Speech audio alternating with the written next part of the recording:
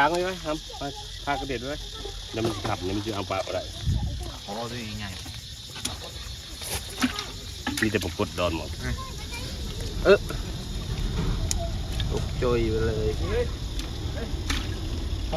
จัดเลย ว้าจ้ะ อย่าจะปลากด เมื่อวานนี่โง่จริง ว่าดอกยุ่งหมด เฮ้ย ปรากฏเด้อ เจ้าไหนเจ้าไหนไม่งูปรากฏเหี้ย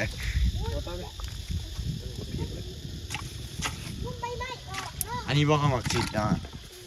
นี่ ป้าเป็นเมนป้านี่แหละของ มันแฉบวะ อ้าวแซ่บยำมันกด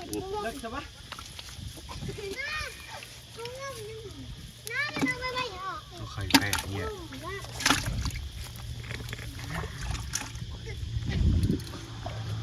มันปักกระเจี๊ยบเติบได้ ปวดด้วยมันเจ็บแต่มันปวด ปลาดุกกับปลานี่เลย เด็กยาเจ็บปวดแค่ไม่เป็นไข่แล้ว ป้ายก็ไปไข่ฮะ